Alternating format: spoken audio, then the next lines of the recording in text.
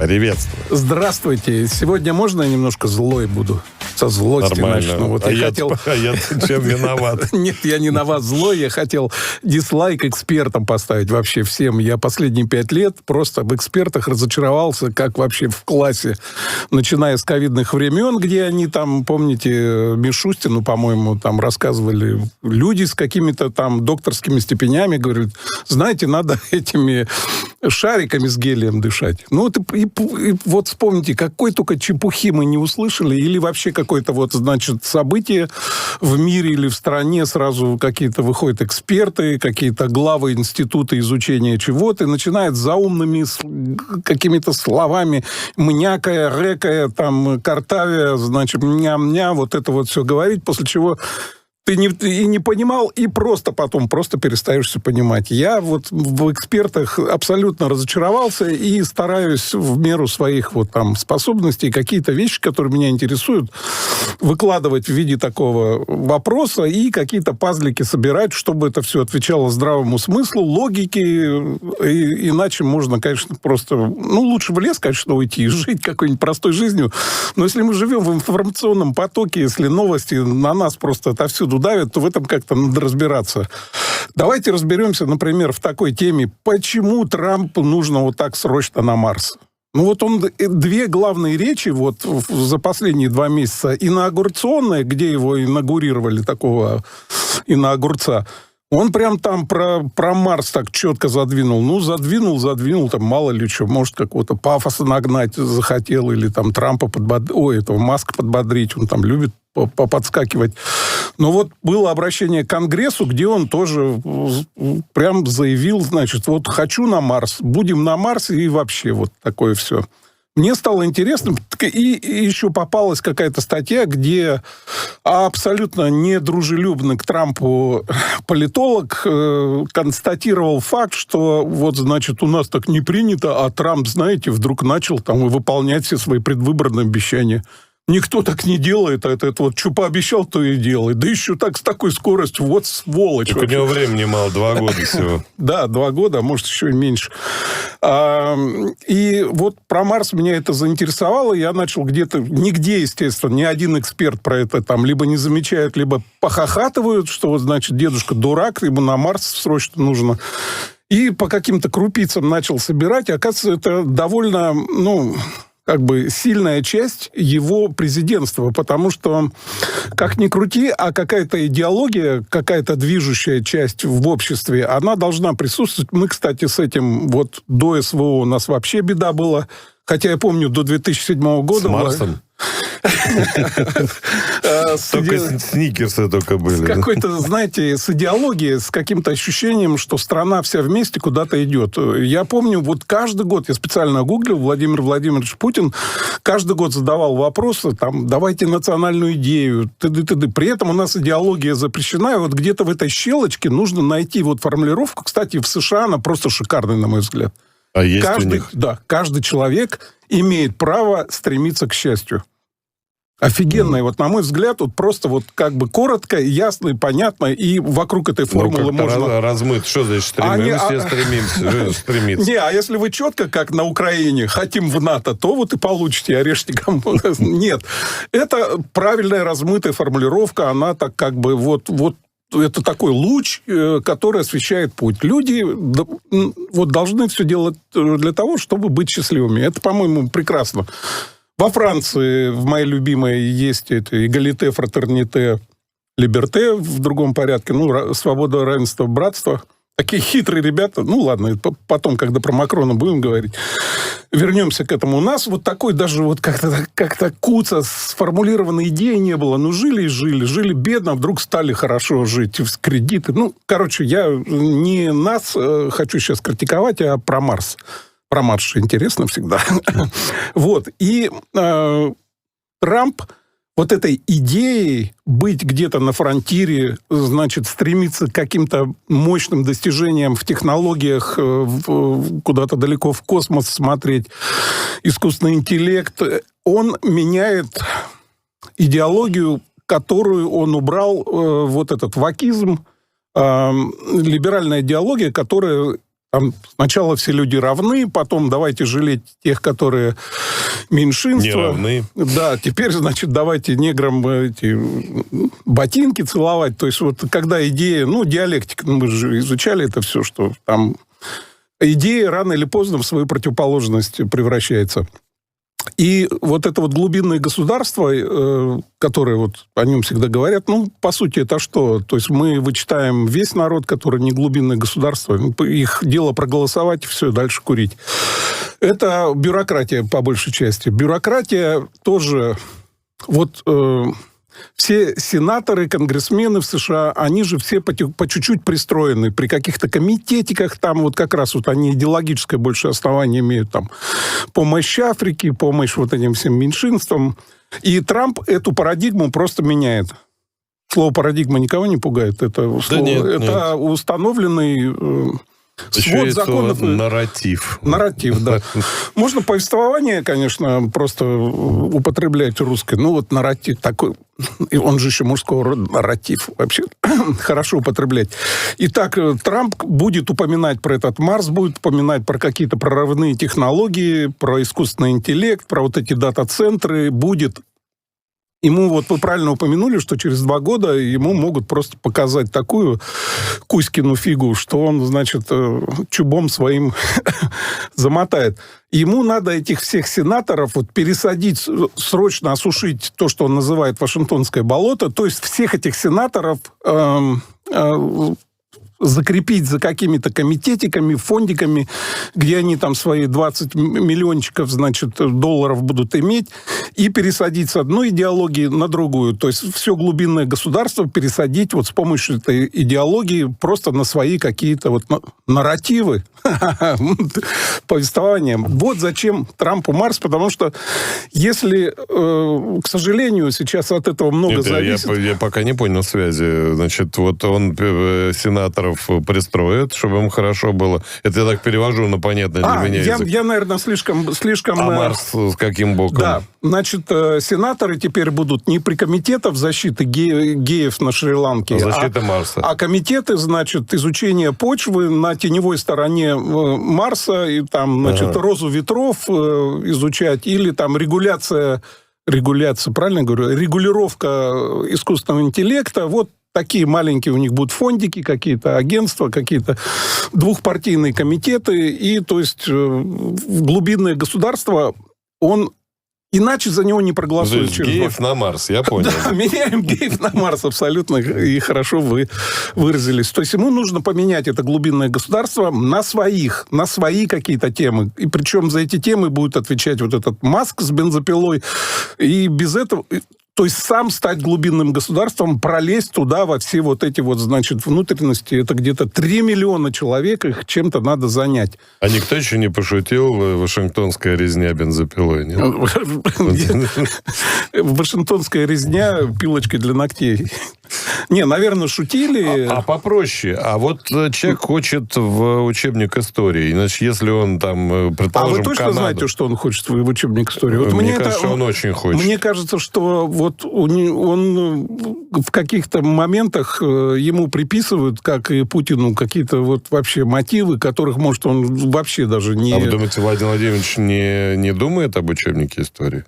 По-моему, думает. Я думаю, что сейчас... В каком смысле думает? В каком виде он там будет... Я ничего плохого в этом не вижу. Значит, человек, музыкант хочет оставить след в истории, спортсмен хочет, политик тоже хочет. Ничего в этом плохого нет. Я думаю, Трамп искренне видел, что Штаты катятся просто в какие-то тартарары с вот этой идеологией вакизма, которую нужно поменять на другую идеологию. Другая идеология. Мы впереди, мы вот на самом передовом крае научных достижений, это обеспечит наше технологическое преимущество.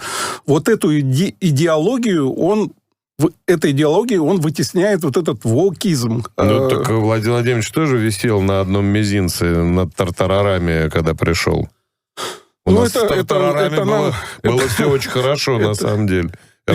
Я бы их не сравнивал, просто... Это не мое дело, но вот мне кажется, что вот приписывает... если он сказал, давайте обсуждать это. Если он этого не говорил, то Ну, мне как-то кажется, это немножко, такие спекуляции, что называется. Дальше, вот что вам не рассказали эксперты, а что мне удалось вот по зернышку наклевать, и, по-моему, это довольно, такой интересный компонент того, что происходит. Что, значит, зачем Трампу Марс? Поменять идеологию, вместе с идеологией поменять все глубинное государство и подсадить сенаторов и конгрессменов и все глубинное государство на свои какие-то, значит, темы, чтобы через 2 года опять быть у власти, а не просто вот при Конгрессе, который все время голосует против него. Вторая тема, тоже, мне кажется, она на поверхности лежит, и мало того, про нее говорили и как-то так упоминали, но вот как только Трамп вводит опять тарифы, все такие: «О, какой дурак!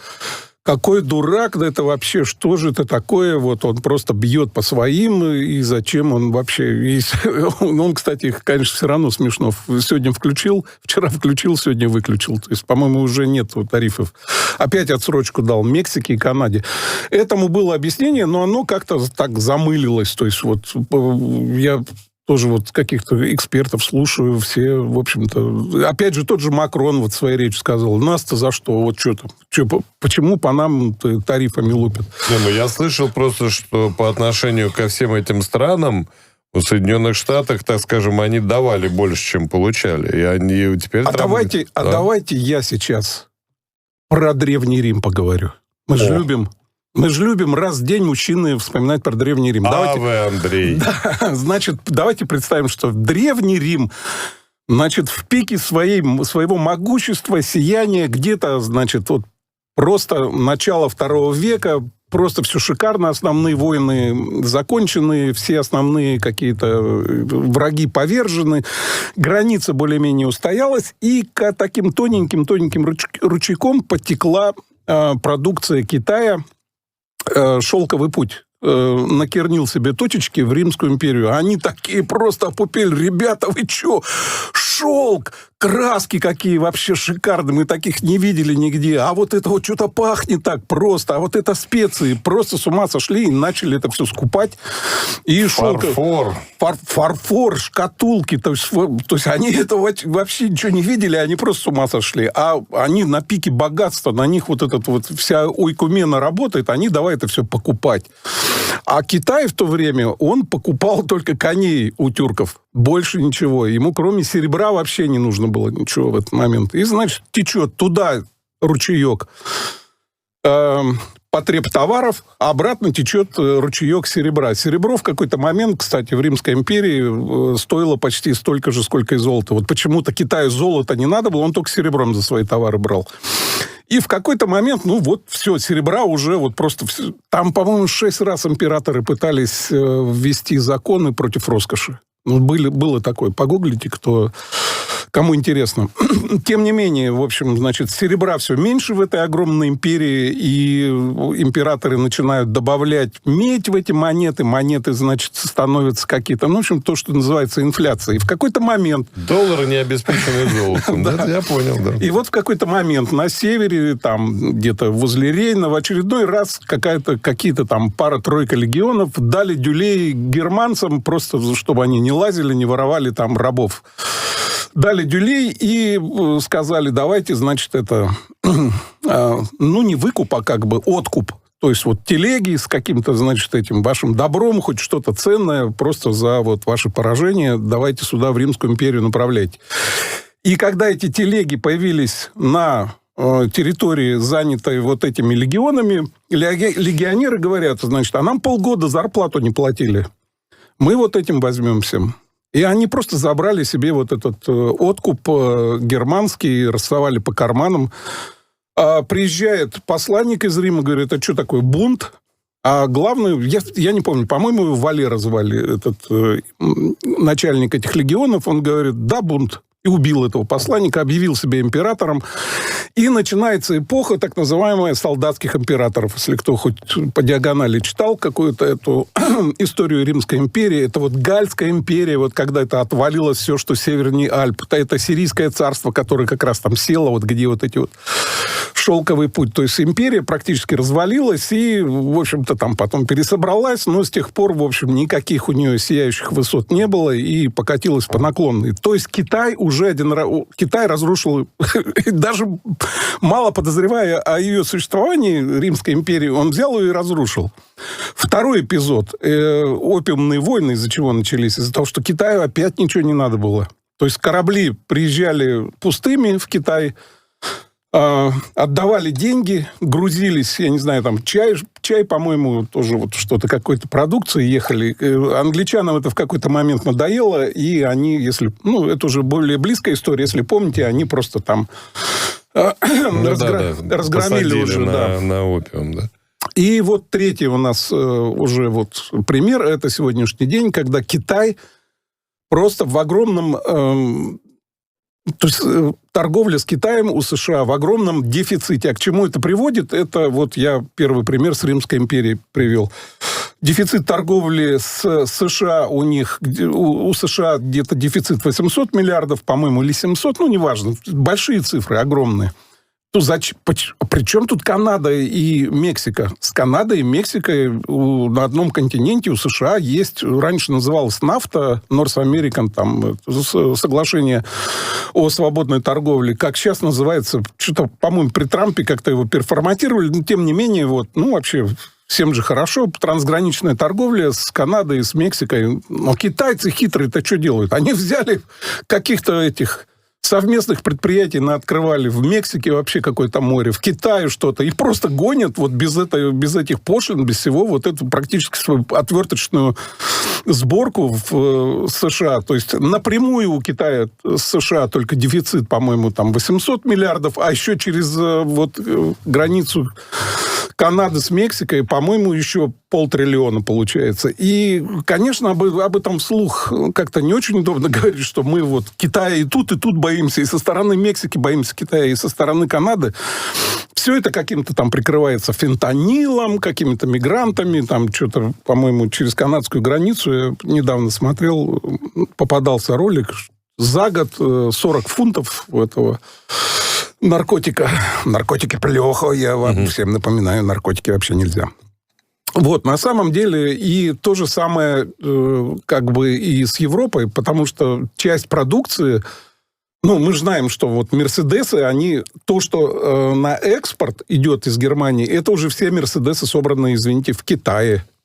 То есть автомобильная продукция, она хотя бы под европейскими марками, но идет из Китая. И главный враг у США – это Китай, и вот и у Байдена, на самом деле, он был. И то, что невозможно существовать в положении державы номер 2 в мире, тоже про это много раз говорили. У них просто нет плана «Б» у США. Как вот чтобы их не слушали, чтобы они, если кулаком по столу не стукнут, их не послушались, как жить, они не знают.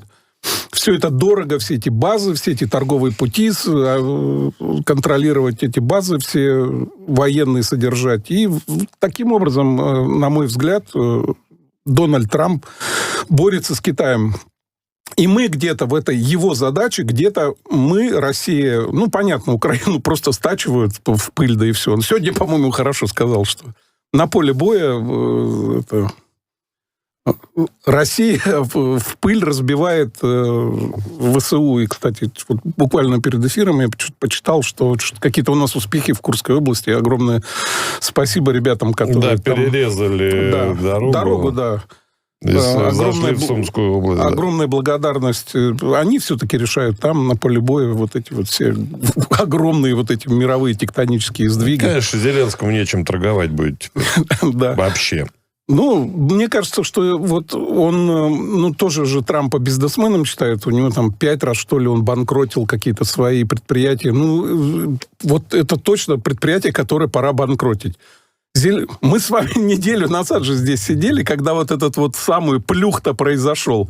Мы сидели, что-то там благостно с вами обсуждали, а потом я в метро сел, почитал, что там, какая у них там перепалка случилась.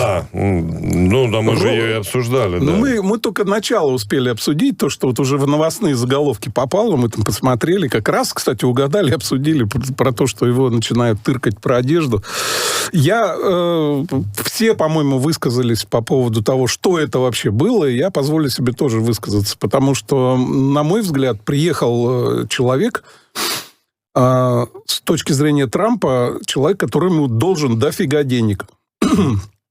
А он приехал требовать еще денег. Потому что вот эти вот все гарантии безопасности, это же, это опять какие-то войска, опять что-то, значит, там шевелится. Оружие, да. Просто такой обнаглевший чувак, ему уже вроде как-то и намекают, и впрямую говорят. И вот это вот не то, что он 93 раза спасибо должен сказать. Ты веди себя как человек, понимающий, что вот ты... Ему тоже он сказал, да вы бы 2 недели не продержались. Тот там 3 дня, там... Значит, этот... Я слышал от Путина. Да. Путин это никогда не говорил. Там еще какие-то моменты, например, он когда начал с Венсом спорить, он ему говорит, Джей и что-то лупит. У тебя официальный прием, ты слышу, к этому горяха, чувак, только господин вице-президент, по-другому вообще никак нельзя. Они все там в должностях, а не там Вась-Вась какой-то. Просто это нарушение этикета. Тем более, при этом же они готовились, они вот этот пояс притащили, значит, эту фотографии пачек, а не подготовились с точки зрения, кто мы, что мы. Я еще потом посмотрел эфир Fox, телеканала Fox, где он там тоже что-то гундел и хрипел долго в свою защиту. Правда, там смотришь на ведущего, он уже на него смотрит, как на полное невменько. Ушел, увели опять из студии Зеленского, и такие тук-тук-тук-тук-тук.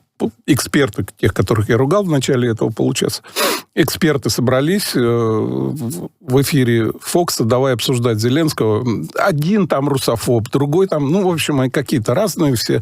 Но в одном они были согласны, что чувак can't read the room. То есть он не понимает ситуации, не понимает, кто с ним в этой комнате, в каком он положении, где, что, как, то есть...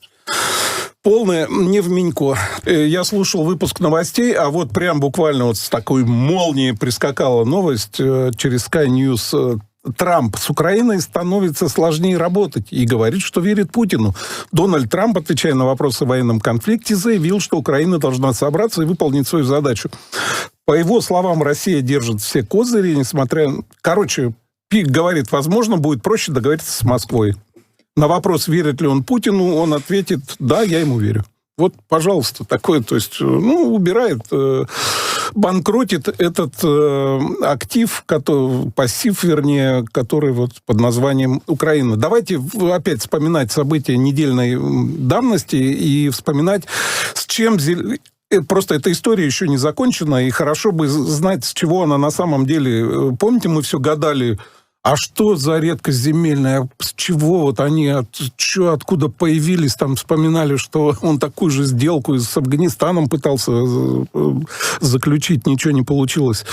Просочилась в прессу суть первого соглашения, которого, помните, там Редкозеленского пытались там, значит, заставить подписать. Там просто было, вот ты, чувак, должен 500 миллиардов, откуда ты их возьмешь? Что у тебя осталось? Заводов, промышленности, там, торговли, ничего нету, давай вот хотя бы из недр. А редкоземельные это так было для заголовка, потому что там, в принципе, украинцы возмутились, там, мы какие 500 миллиардов, мы вам там не должны 500 миллиардов. Трамп же все время... Ты 100 не должен. Да.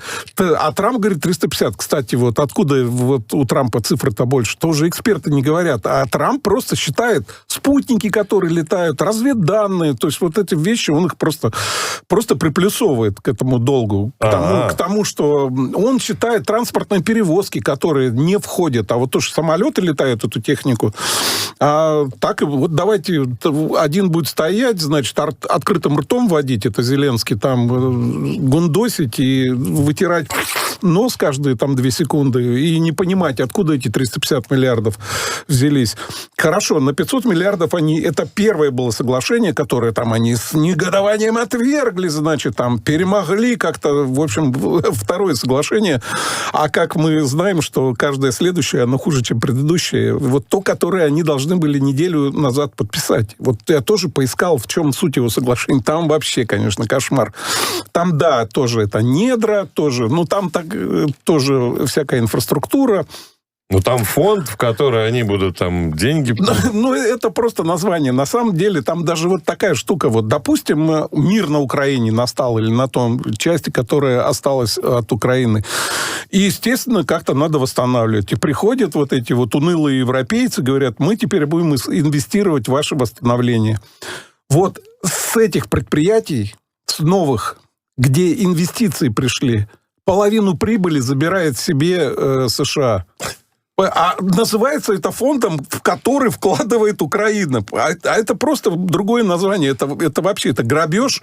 Причем там нету вот этого кэпа. То есть верхний... Это будет столько... А 50% как бы уже считается, что США внесли вот тем, что помогали там во время боевых действий. А если никто не придет восстанавливать? А кто придет с такими? Вот, понимаете, я прихожу, говорю, давайте вот я вложу там 100 баксов в Украину. Ну, может быть, там 200 заработаю. Ему сразу говорят, во-первых, ты не 200, а 100, потому что мы Америке должны, а во-вторых, а с нами как поделиться?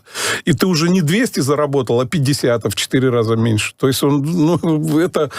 Я не знаю вообще, как это можно подписывать такое. Ну, видимо, его... Он же бегает по всему миру, там, за ним с мухобойком. Подписывай.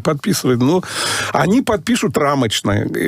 После того, как подпишут это рамочно, они людям покажут. Люди посмотрят, ужаснутся. И уже вот расписанное какое-то, где там время, там, ну, вот то, что уже в каких-то подробностях, мне кажется, никакая Рада у него не утвердит. И просто это вот, ну, невозможно.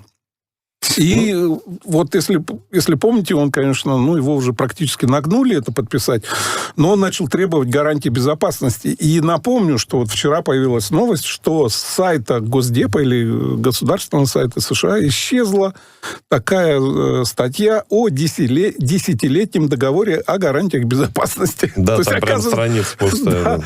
Да, все, оказывается, были уже вот эти гарантии безопасности, были и всплыли. На 100 лет у них же есть Великобритания гарантия безопасности, издание, да практически какой-то тур был у Зеленского, где он со всеми подписал какие-то такие потужные гарантии безопасности, что вот куда еще-то безопаснее. Нет, вот теперь, значит, это... Оказывается, это... Сами украинцы прям говорят, что, а что, он требовал, значит, гарантии безопасности себе и своей семье. Не знаете, много врагов. Вот сейчас становятся эти боевые действия. Он кому-то мешал всегда. Да, они вообще считают, что он не прогнулся, что у него там тестикулы звенят. На тележке возят перед собой, потому что вот встать поэтому, не может, такие они огромные. То есть он дал Трампу прикурить, это я так мягко говорю. Да, возил оранжевым чубом по полу и так далее. То есть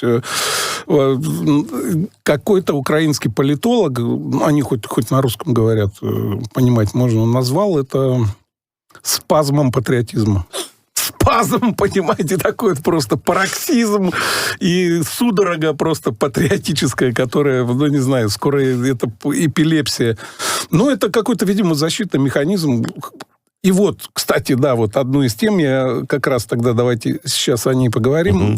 Илон Маск сломал свою сетку, которую раньше Твиттер называли, теперь называют X. Потому это на моих глазах. Я там активный пользователь этой сети, она такая политизированная, там офигенный сейчас есть этот искусственный интеллект, Грок.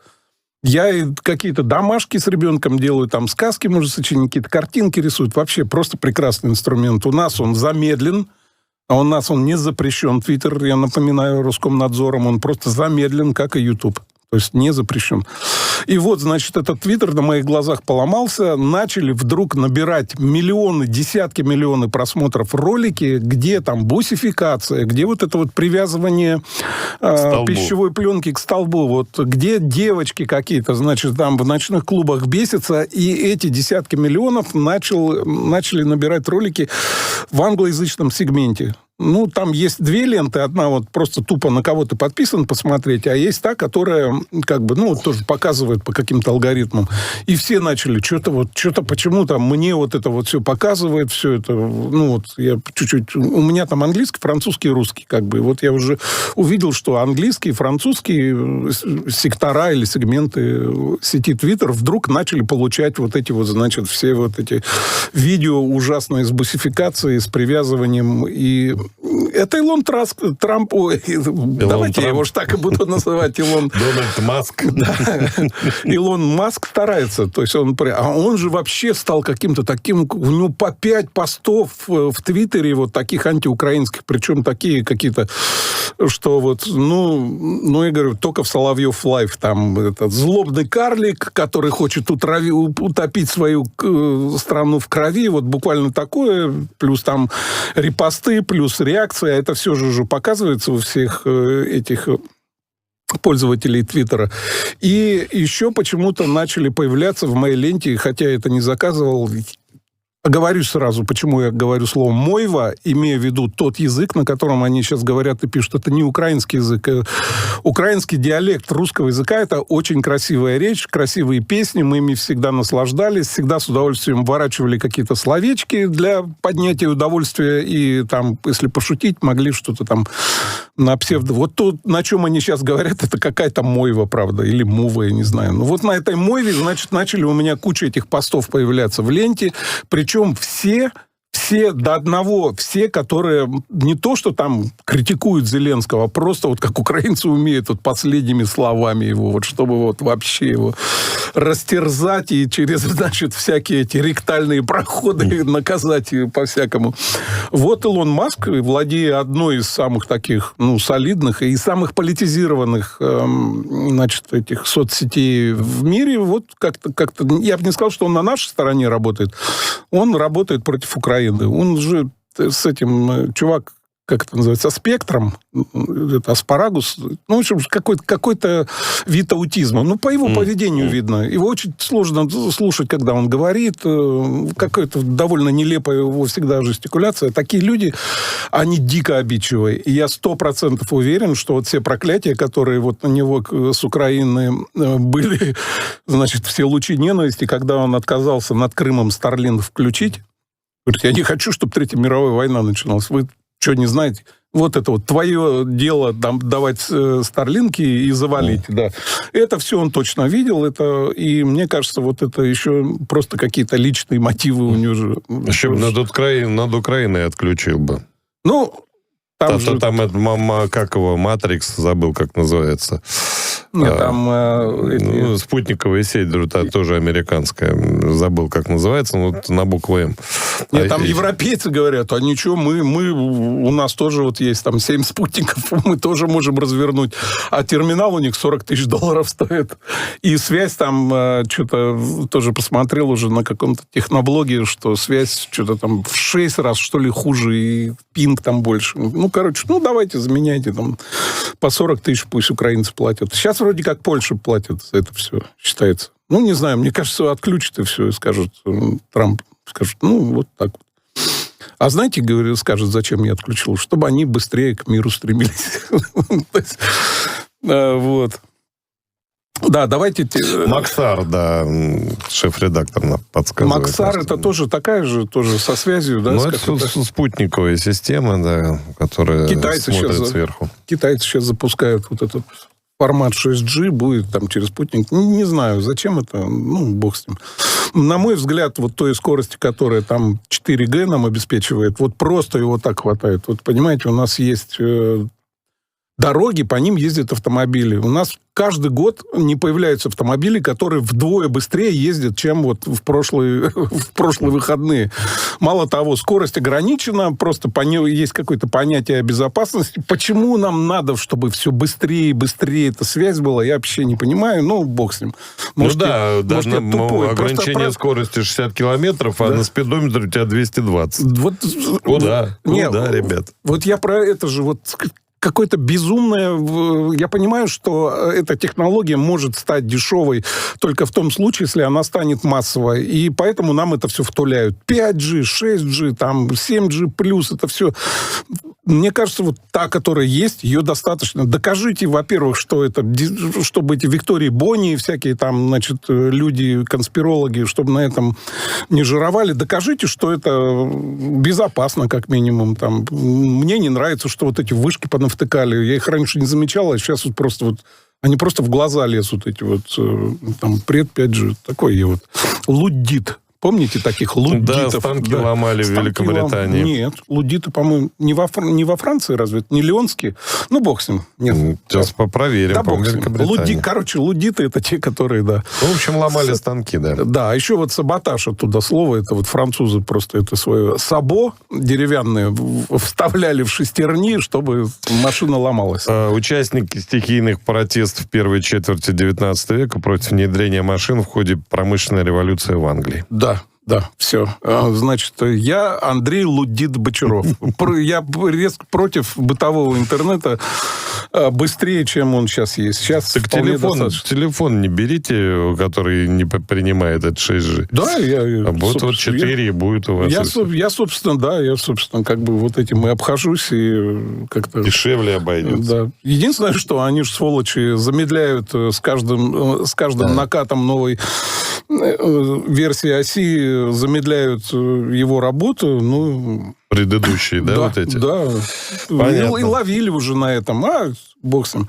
Давайте, вот я следующую главу обозначил. Макрон, вождь импотентов, который разразился позавчера, по-моему, да, вот этой речью знаменитой. Перед нацией. Да, обращение к нации. Ну что вы, ну просто... Вот у меня мой информационный пузырь, он еще немножко французский, я как бы письменную речь понимаю, и там могу что-то читать. Там, кстати, вот то, что говорил Макрон, я пытался на французском слушать, как бы сказать, у них вот, я уже упоминал, что есть два языка, вот два способа стихи складывать. Помните, я говорил, да? Один это вот как вслух рифмуется, а второй как на письме рифмуется, потому что у них очень много этих непроизносимых букв, да, Ренаулт, Пежо, вот это вот все. Вот. И то, что красиво выглядит на письме, это тоже стихи. Но если ты их вслух начнешь читать, они немножко там не ритм... Верлибр или что-то? Не знаю. Вот. И речь тоже такая. Вот у них, когда они говорят между собой, это одна речь. А когда вот с какими-то цветистыми такими выражениями, такими псевдокоролевскими, ну, вот есть такой королевский французский, где они все 17 этих времен употребляют, где какие-то депричастные обороты, которые у них вышли из употребления, но, в принципе, они есть. И вот у него очень такая выспренная была речь, может быть, я не знаю, там, какого-то такого королевско-наполеоновского. Вот, он, значит, констатирует в своей речи, что закон силы сейчас будет... Не, мне больше всего, конечно, понравилось, что... Как он на Россию наехал. Россия превратила украинский конфликт в глобальное противостояние. Она привлекает северокорейских солдат, использует иранское вооружение и взамен помогает этим странам усиливать свою военную мощь, говорит Макрон, который, в общем-то... А сам-то он что делает? Он свои «Сезары» куда поставляет? И «Миражи», как теперь вчера уже их видели. «Сезар», кстати говоря, такое оружие, хоть и быстро ломается, но вот по задумке довольно смертоносное. Ну, не знаю. Тем более, что если они там и есть, я имею в виду северокорейские ребята, то они есть... Никто не видел вообще. Никто не видел, но если и есть, то на территории Российской Федерации. Да, кстати, да. На своей территории можем приглашать кого угодно. Вообще вопрос. Зулусов пригласи, мы будем, я не знаю, с ними копья метать. Какое твое собачье французское петушиное? Петух же у них этот... Лекок. Лекок спортив есть такая. Что он предъявляет еще? Что, значит, Россия под руководством Путина вмешивается в выборы в Румынии. Ёлы-палы. Это вы... Чуваку хочется просто вот по губам нашлепать. Это вы Евросоюзом же сняли этого бедного Георгеску ни за что. Вы вмешались в выборы, вы отменили. Вот, значит, организуют кибератаки на наши больницы. Это вот все Путиным он ругает, Макрон в своей речи, парализуя их работу. Господи, где он это взял, блин? Значит, Путин распространяет ложь в социальных сетях, по мнению Макрона, чтобы манипулировать общественным мнением. Ну, понятно. То есть у чувака, как говорится, на своей волне. Это суповой набор такой, стандартный. Чушь. Ну, а вот когда он вот за эту ложь-то ответит? Это же не просто где-то там он, хлопая по плечу, отряхивая там белый порошок Зеленскому на ушко, это говорит, это официальное заявление, обращение к нации. Он там, значит, четко говорит, что, слава слава богу, нашим, значит, предкам у нас ядерное оружие есть, в конце концов. Это как-то такое, угрожающе довольно от Макрона звучит. Про него все стало понятно, когда он обнародовал частные переговоры, не частные, вернее, переговоры не на публику с Путиным, телефонные вот эти беседы. Я не помню, в чем там дело, но, например, Зеленскому в 2019 году кто сказал, что все, что подписано сепаратистами, не имеет силы? Макрон. То есть, накажет их Господь, и вообще вся история накажет, и никуда они не денутся от этого. Что мы наблюдали когда Зеленский приехал... я видел карикатуру... тоже в французском сегменте где-то. Очень смешная мне показалась такая, к моменту, где такой транспортный самолет, нарисованный, военно-транспортный самолет, такие люди, значит, в этих камуфляжах, или как они, фатиги называются, разгружают ящики, а на ящиках написано слова поддержки, объятия, потому что у них нету ничего. Они прожили тоже в какой-то такой своей... Франция, кстати, еще меньше всех полагалась на этот зонтик натовский. Они хоть ядерную триаду имеют какие-то там 200-тысячную армию. А как вам планы через 5 лет увеличить численность до 240 тысяч? Вообще прекрасно. У них, кстати, по этому поводу у меня...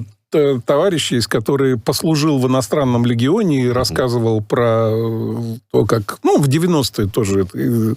Мы там все немножко потерянные были, а тут ты идешь служить, и тебе там через 10 лет вроде как гражданство дают. Он сбежал оттуда через 3 года, потому что там, покруче, чем в российской армии эти все рассказки, тем более, что служить с ребятами... Дедовщина, что ли? Или что да, страшная дедовщина. Вообще, то есть... я даже не хочу это все повторять. То есть это, во-первых, с чужих слов. Короче, это неприятно.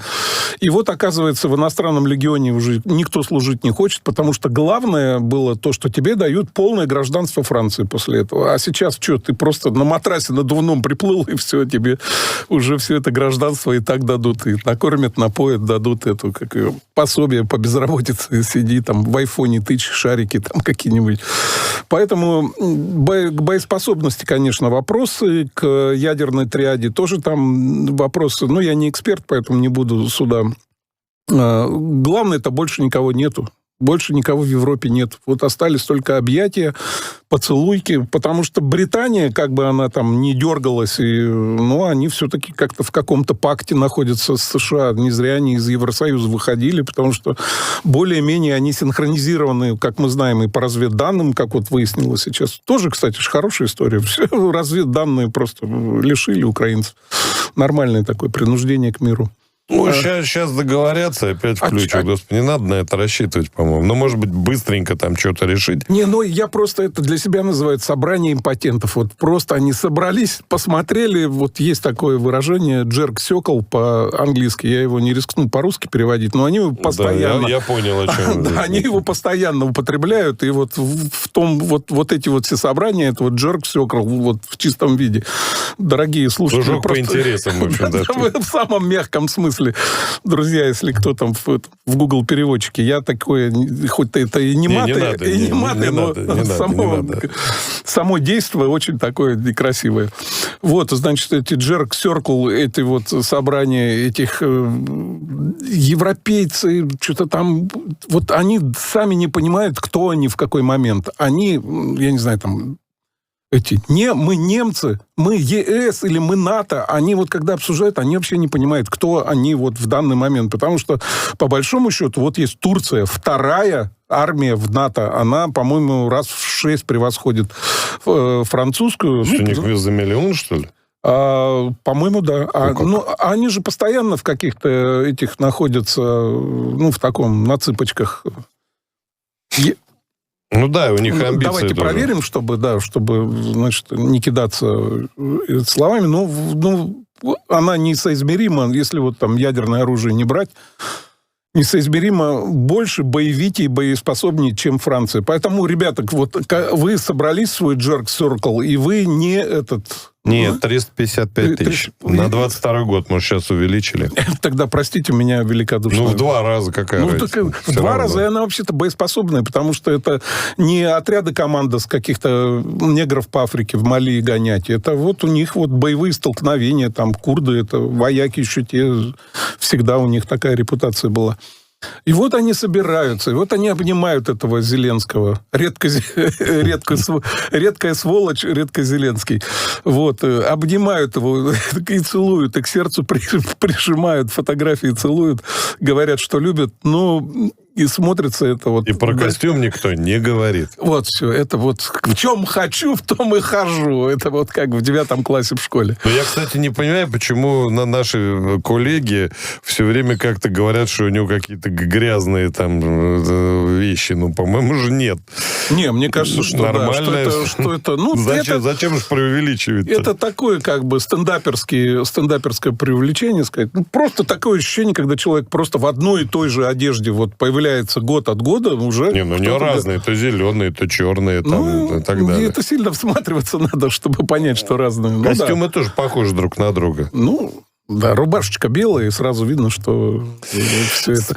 Спасибо, вот, Андрей. Да, вот и как вам раз спасибо. На этой оптимистической ноте, как говорится Андрей Бочаров. Россия победит, Россия всегда побеждает. Ура!